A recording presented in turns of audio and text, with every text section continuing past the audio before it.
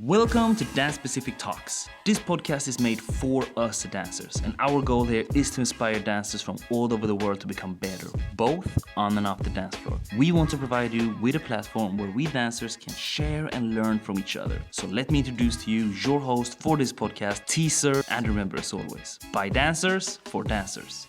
Welcome back to another special 1-year anniversary episode of your favorite dance podcast, Dance Specific Talks. This episode, we are going to do a rewind. We have had some amazing talk the last year, and I can't wait to look back at some of these amazing conversations with beautiful artists that we have had on this show. Now, this is just one out of many rewinds we will do on this podcast, and I haven't picked all of them. I've just picked a few glimpses into the conversations that I've had the honor to have with these artists the last year. We're gonna start with a really funny story. I had the honor to interview the amazing house dancer from Paris and France, Kapela. And when I asked him how his dance journey had been, he told me a very funny story of when he had to go to ballet school. He had just got a scholarship and his parents were really happy that he finally took a decision to educate himself and go to a real school. Now, the first day was a bit rough, and we're gonna listen back to what Kapela described as his first day on this ballet school. Like, what am I doing here? Learning ballet. So ballet goes with the outfits. And all the stuff that in my head, it was impossible, Teresa. So my first day at this school, so I arrived, me and my hip hop thing, hats, and a bunch of other guys because I was not alone. We arrived and the director, Nicole Sherpaz, I remember, she's like, okay guys, you have your locker room and inside with your name, there is this bag. You take everything in this bag, you wear it. And you come to the first class that is start at 9 a.m., which is ballet class with Mr. Wong. All right. We talk between us, yeah, it's going to be exciting. And, you know, at that time also, you start to grow and you start to see also girls too. So we're like, woo, there's girls in here. Okay, it's going to be fun. I take the bag, I open up. The first thing that I see, it's a tongue. So I'm like, guys, do you have this too? Do you guys have the tongue? And everyone, yeah. And I'm like, I think they put it by mistake. We all put the tongue to the side. So we were wearing our boxer, and then we put the Neguin, or we say collar in French, and the tie shirt, white shirt, right? We arrived in the ballet class. We are 6 guys, hip hop head, like, and 3 was just like me, like Senegal, a guy from Cameroon, and Negal from Guadeloupe, which is the West Indies, and it was two guys from France and 1 guy from I think Spain, yeah. I remember like it was yesterday. We arrived in the dance class and the teacher is like, boys, you're not wearing the tongue. It's like, which tongue you talking about? Oh, and then we see all the other very, typical ballet dancer with the nice haircut, like the face like this. And we're like, guys, show them. Look what they did. They just put the pants down. We're like, no! We literally see them ask. We're like, we're wearing the tongue. It's like, you want us to wear this? Never. Let me call the director. The director, a strong woman, very strong woman. She came, she said, if wearing this, you get out of that school. You get out. Proud like we were, okay, we get out. We went out. And of course, you get out, but they're going to make sure they send a letter at home. You're not getting out and buy. They send a letter 2-3 days after. My parents was like, what is this? I'm reading, I'm like, oh, wow, all right. Fix this, they told me. You're gonna fix this or you're gonna get a life. But we don't want that type of thing at home. We don't want that thing. It's your life, it's your choice. Me going back to the school, we apologize. We're like, okay, please take us back. That's all we got, okay? We went like very like, our speech was like, the last speech before you die. Please. All right, you come back and the first thing you do is to put that tongue. Oh my God. It must hurt your honor, your pride. Teresa. Oh, Teresa, you don't even know. You don't even Wow. know. I was not smiling. I think my smile was not here, I used to smile a lot, but it was no smile. I was like,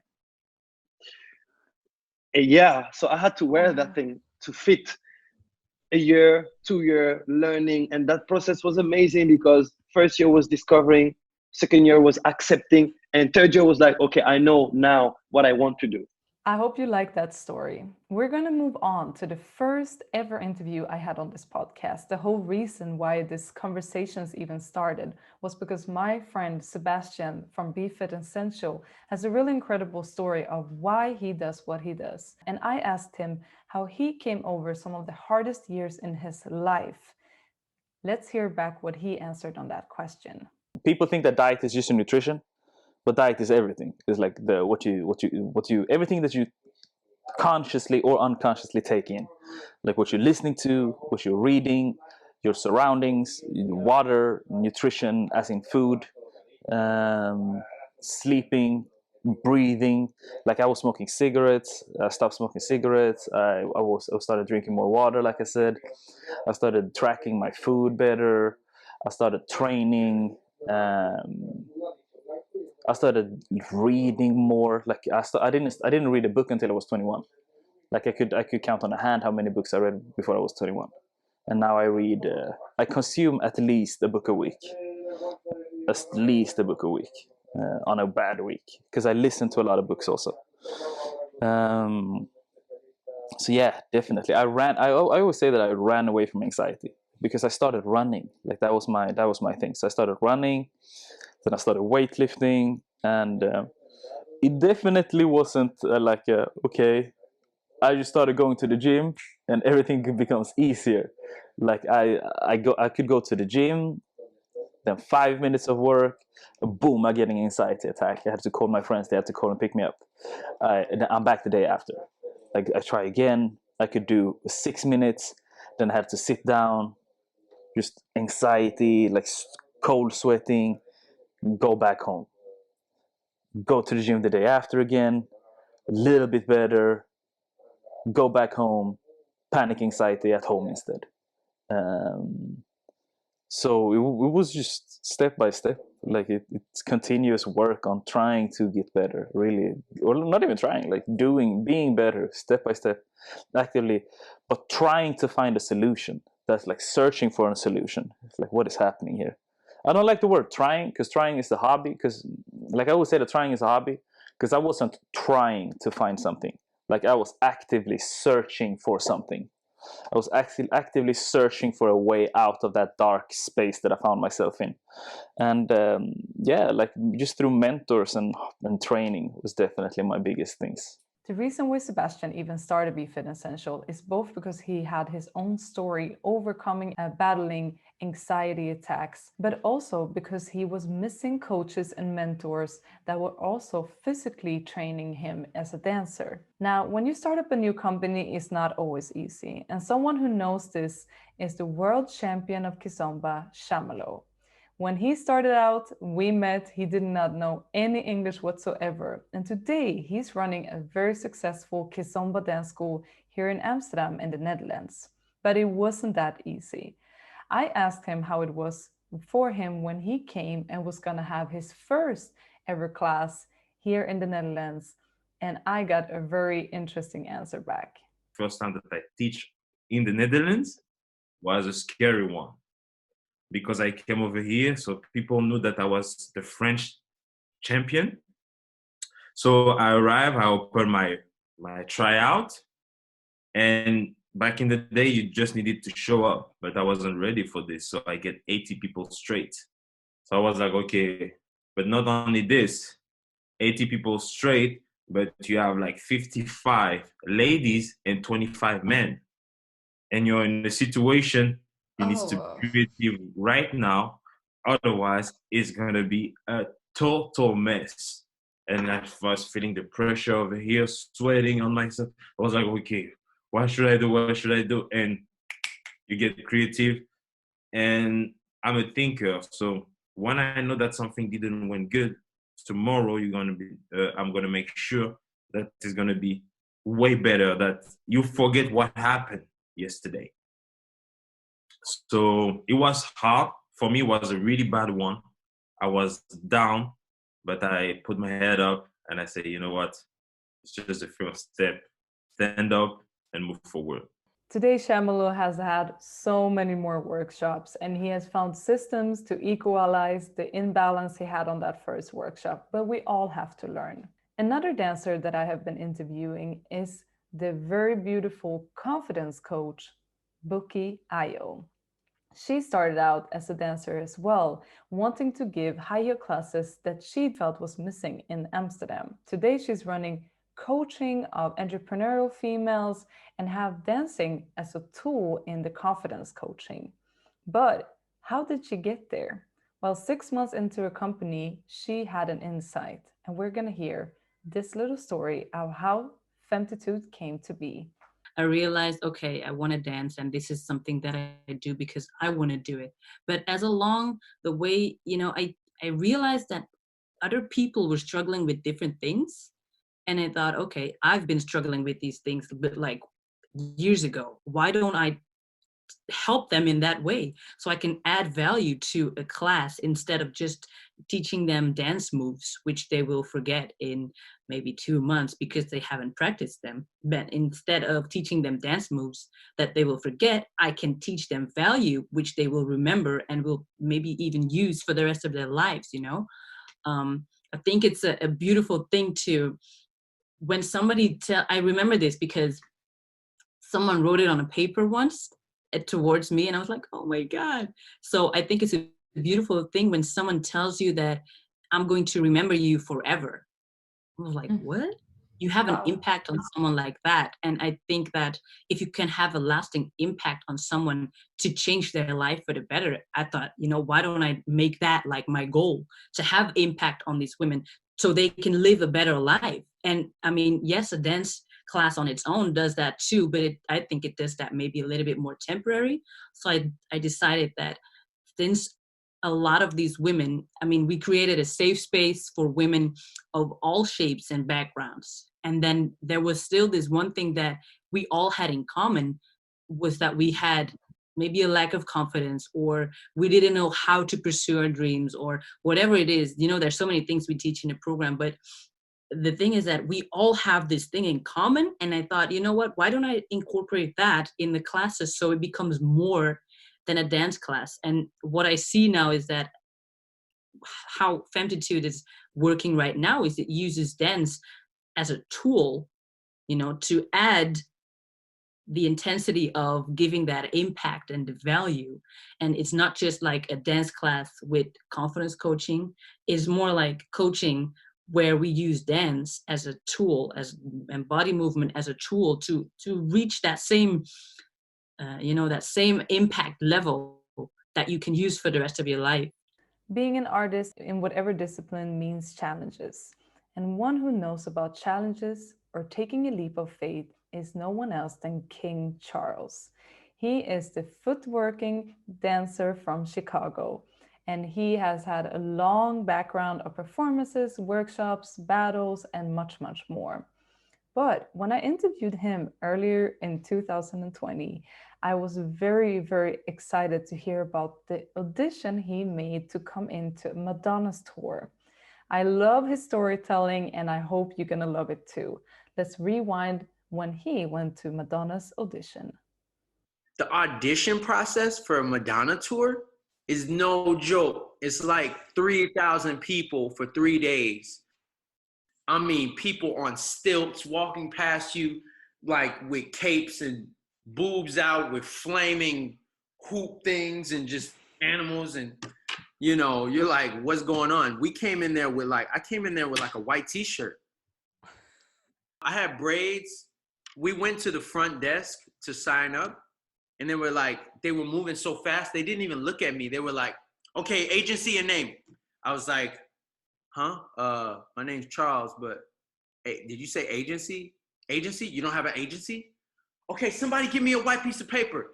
They put a white piece of paper on my shirt with a smiley face. And I was walking around the whole place with that. Other people had their agencies and their headshots and their pictures and their portfolios and stuff. We didn't have nothing, and we made it from the first day. And then I was sick. I had the flu. I remember I was really sick too. we made it past the first day, and every day when we went back home to the hotel in LA, we would have a battle competition on the way home in the middle of the street. When the light turns red, the cars would be watching, and one person go out and we footwork, and we see who gets the most honks from the cars. And then we went home.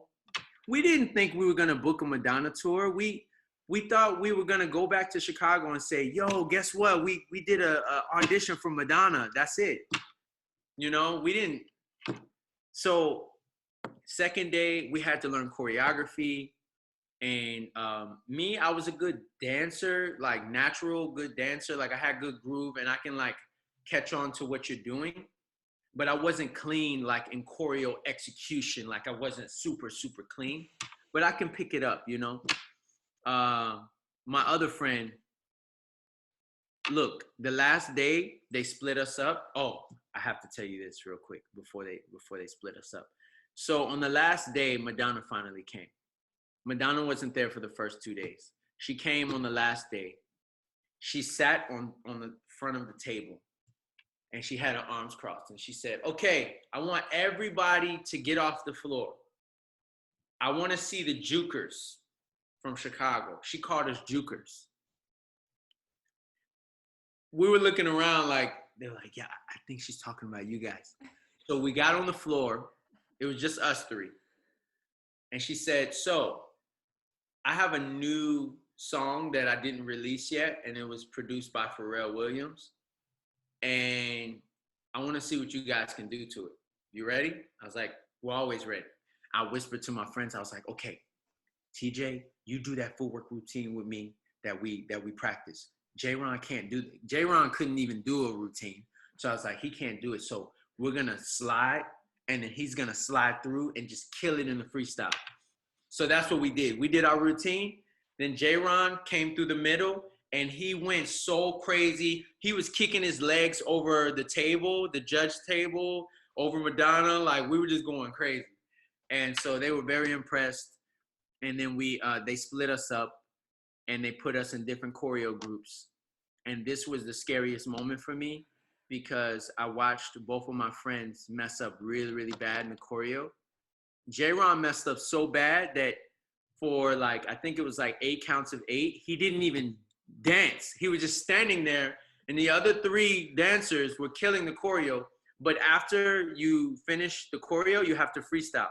So J-Ron was standing there waiting, and when it was freestyle time, he went crazy. Like, he went so crazy. And so I did a little better. I did the choreo and the freestyle, and they lined us up. And then that's when they cut one of my friends. It was 3 of us. They cut one of my friends at the end. And then she also asked everybody our birthdays. She said, I want all of you to tell me all of your birthdays. And we were like, okay. So we told her our birthdays, and she was like, I just wanted to make sure there was no Scorpios in the room. Oh, I'm a Scorpio. Wait a second. Oh, no. No, look. And this is crazy because she's superstitious, but there was only one Scorpio in the whole tour. And because there was 2 brothers, the Talawega brothers, who were the choreographers for our tour. And one of them was a Scorpio. So I don't know, maybe she has a special exception for specific Scorpios. I don't know. Wow. Can you imagine being there for 3 days, doing your best, you killing everything, and then you get burned because of your birthday? Like, really? Is that the end? Oh my, I would be so pissed though. I would be so pissed. Yeah, so just to make a long story short, it was very life-changing. We learned about how serious people can be about performance, and we had to dance in front of thousands of people every night. We had to work out. We had to be super fit,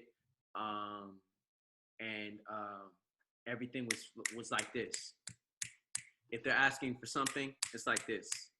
If you can't deliver, go home. It's like that. So it's like we had to say yes. We had to be yes people. Hey, Charles, Jay, can you guys flip? No, but we'll do it for you.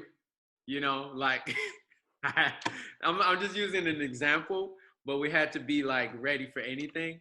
Like me and J-Ron had to box every night in the show.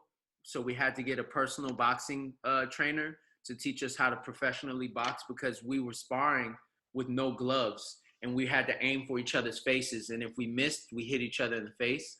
Like literally, they wanted, I didn't know why they wanted us to do that, but then I found out that they wanted us to choreograph a Chicago footwork boxing performance, mixing boxing with Chicago footwork, because they wanted something that was so a high energy that 100,000 people could watch us instead of Madonna, and Madonna could leave the stage and go change into her second outfit. So it had to be so explosive that she could leave and we can keep the attention. So me and J-Ron every night in one of the songs, it was 26 songs, we had to dance and fight every night in front of hundreds of thousands of people. And like, when we tried to show this performance to Madonna before the concert, you know what she said to us? She was like, okay, so I mean this in the nicest way, but you guys hit like pussies and my little daughter can hit harder than you guys. So if you don't fix this, I'm gonna have to find somebody else who can. It was now look, I don't want to make it sound like Madonna's a super bad person because like when it's party time or when like we need to talk to her like in another way, she's like a mother, she's like a friend, she has many different hats. But when she's in manager mode, like boss mode, she's hardcore. So we had to keep practicing, you know, and make it really intense. It's on YouTube. You can type Die Another Day, Sticky and Sweet tour. Obviously, this tour of Madonna changed King Charles' life, and he did not even have a passport before he got on this tour. Now, dancers are usually well-traveled, especially if you have gigs all over the world. And one Dutch dancer who knows all about this is no one else than Redo. He is from Ill Abilities, the crew where dancers with unique bodies battling the stereotypes of disabilities has changed the world's view of dance. He has been touring, winning prizes and awards for him and his crew's abilities to do the most incredible performances ever. Now, because of his travels, he has a lot of stories. And one of these stories really stood out to me. When his group arrived in Turkey, they were all shocked how some of the children were treated. But I want you to listen to this story and feel inspired. Where we've went to communities where, for example, disability is a shame, and disability, you know, it still happens where people with disabilities get hide away, or they don't have equal opportunities, you know, or they you know, they really are ashamed to the whole culture. And we go there and we're making this bridge between you know, different types of people, and we can really show them you know, through what the passion is, what the power is, we can really make a difference about somebody's thinking. And like I mentioned, this thing in Turkey where we had to teach a workshop in a school for kids with disabilities, and the director of that school, right before we came in, he came to us, and he came to the guy that led this workshop, and he said, like, why do these kids of us, why do they need to dance? They cannot dance because some of are in wheelchair, some cannot walk, some cannot move. What is the need for them to dance? Please go away, you know, don't come here. And this guy that took us there, he convinced the director, the head teacher, like, please let them do the workshop, let them explain. And we explained our stories. We did the workshop. We got everyone dancing, people in the wheelchairs, people on crutches, people that cannot move, only they can move their eyebrows. It's not about the dance, it's about the connection. It's about making a difference for yourself. And for us, we use dance as just as a tool to get the best out of people. And dance and rhythm and music is what everything connects with each other. And for us, it's really about the littlest movement that makes the biggest difference in for a people, for different people. And we got everybody dancing. The director, the headmaster, after seeing that, was crying. He'd never seen this, experienced this. And yeah, that was really crazy. And like, even like things like that, I think you can say like, okay, sometimes it's the cool big shows you can do, but like things like that, because his vision of this headmaster is forever changed after just being there. He has a different view now on what his children can do and how happy they can be. Sometimes the experiences of traveling is some of the most key holding points in a dancer's life. This is where we get to know about people, but also learn about new cultures. I loved talking with two Dutch dancers called Awa and Gloria. They are some of the biggest dancehall representatives that we have in the Netherlands, and they described to me their first time ever going to Jamaica and how it made them feel. It was a beautiful, magical moment that probably not a lot of people traveling to Jamaica today will ever experience. Let's rewind and hear it back. For me, the first day we arrived, Global Bob, an old school dancer, old school mid school dancer, he brought us to Dance JA because there was a talent pre. They call it talent pre. So that's a talent show for all the crews.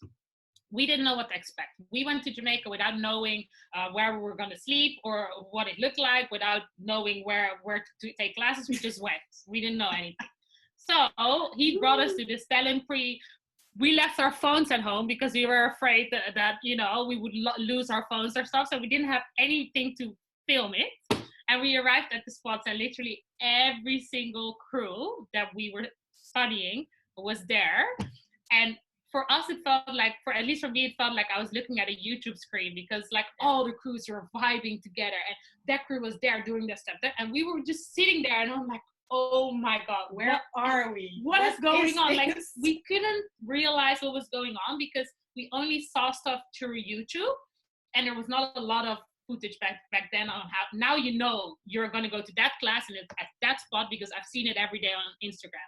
But back then we didn't know, and we saw like the big stage of Dance JA was the only thing you ever saw on YouTube, and then all the dancers were doing a showcase, and when they were finished, they all incorporated us in there.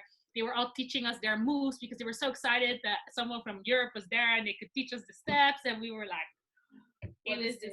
But it was also really special because back then at Dance JA, all the crews would be there, would be now for the talent pre, but also like almost every day they would just be chilling there.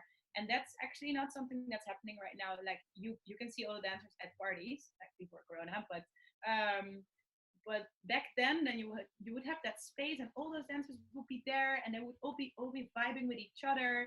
So it was really special actually, and I think we didn't really realize how special that was because we were just impressed only by once we everything. came home we were like, what do we actually all see? And yeah, I don't know, and we were looking up to all of them, like I think only some of them we actually knew or had seen before. Others were like, and who are those? And who are them? And who is this? And yeah, we were just super impressed. And all the steps they've learned us that day. We didn't have one camera with us, so we don't have any footage of. We have one photo that Dance JA made of us there, which is very. I think we look like two ooh girls that are sitting there. But that was insane experience because everyone was there, and we didn't know everyone, but now we realize that everyone was there. Now that we know, we're like, this is magical, and it's not going to happen anymore like that. Dreams come true, and for Awa and Gloria, traveling to Jamaica, dancing and meeting these dancers have been a dream coming true. Another person who knows all about dreams and becoming what you maybe were meant to become is no one else than the legendary b-boy Neguin. He is from Brazil and has been representing the entire South America in many, many events. He has been touring with huge artists. He has been one of Red Bull BC's main dancers for many, many years. World champion, amazing guy. Comes from martial arts, into breaking and has made a legacy of his own. Now, I asked him the simple questions. Why do you fly so much in your breaking style when you dance? And I got more than an interesting story back. Let's rewind and hear it all. Wow, you went deep. I put this way, when my mom was pregnant, expecting me, she had cravings of eating seeds and seeds that specifically birds eat, like, okay, so it was like basically she was eating bird food, you know, and they were like, oh, you crazy? Why are you craving to eat bird food? And she was eating that. So, and when I was born, of course, the doctor, at the time say, hey, he's gonna fly the world. I don't know why the doctor said that. And then as I grow, you know, I start traveling at age of 13. So literally traveling as flying, as just like gravitating my body from the ground to the air and actually seeing the world. So I don't know, maybe if you take in a spiritual context, I might have a bird spirit. On the other side, maybe it's my mom's fault by eating bird food. I don't know. Who came first, the hen or the egg? That's the that's the question. Exactly. That's And oh awesome. yeah, and the amazing thing to say that is like whatever I grow, I find birds coming to my hands. I have like wild birds, like like I'm in Paris, a wild bird come out of nowhere, and I have footage all of that. I post many in stories in my Instagram or whatever, but I have at least 7 footage of different birds that I encounter. Like whoa, there's a bird here. Okay, I take him in my hand, I talk to him, he's kind of sick or whatever, he gets energy and then he doesn't want to fly, and then I feel love and connection. So some people say, Neguin, you a bird whisperer. I don't know if I'm that, but I it's just amazing because you're not holding a dog. It's like you're just a bird. Like nobody really see like a bird flying straight to my hands. So I don't know, I think like as I see myself, like I want to fly like a bird. I want to be a bird. I want to become a bird. I become that somehow. Now I just want to hear, do you have a favorite bird from Brazil? We have birds here that they're small and they're so loud, like they're very powerful. So there's fast, sleek. We call them canario terra. So it's like it's earthy, like a bird that we have here.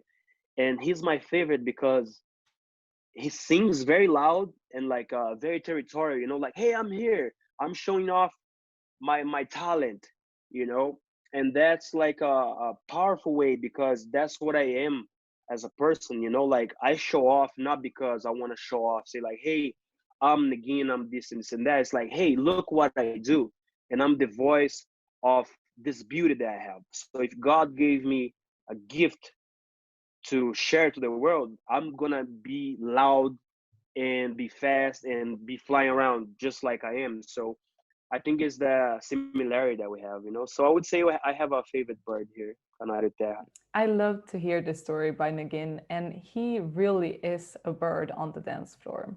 Now, for our final rewind story for this episode, I wanted to bring it back to one of the earlier interviews that we did with Kwesi from Toronto. He's a kizomba dancer who used to also do a lot of stomping, and I had a beautiful talk with him earlier last year. I asked Kwesi what he would teach someone if he could only teach someone a few things for one day. And this conversation turned into a beautiful talk about life and following our passion. And I will leave you with this last story and say thank you. Thank you for the bottom of my heart for everyone who has supported this podcast, who's been sharing, subscribing, rating, commenting.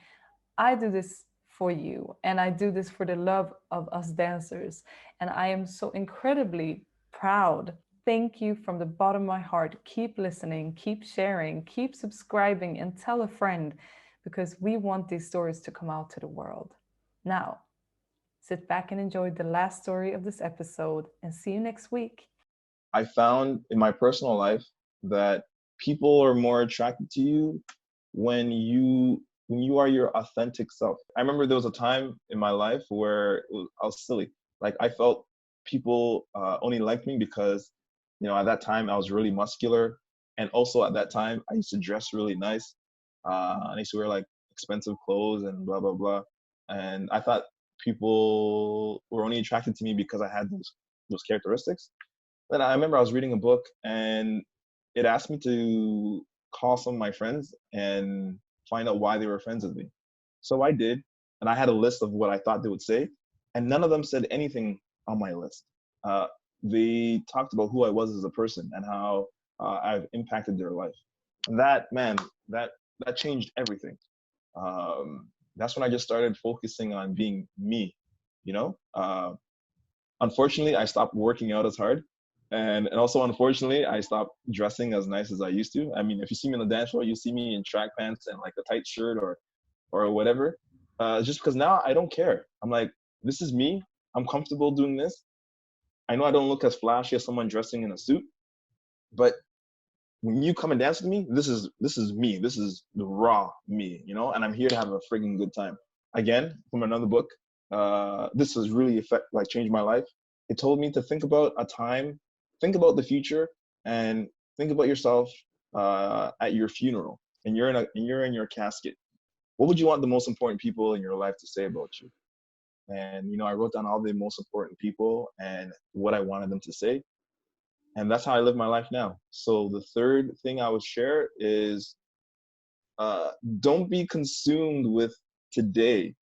Like, have priorities. Know what's most important. Because on your deathbed, like, yeah, maybe me going out and teaching or teaching everywhere and traveling and doing that stuff, maybe on my deathbed, I won't look back and think that was the best way to spend my time. Maybe there's other more important things, like my family. Like, what would I want them to say about me? God forbid anything to happen to my parents. Like today, luckily, I can say, you know what?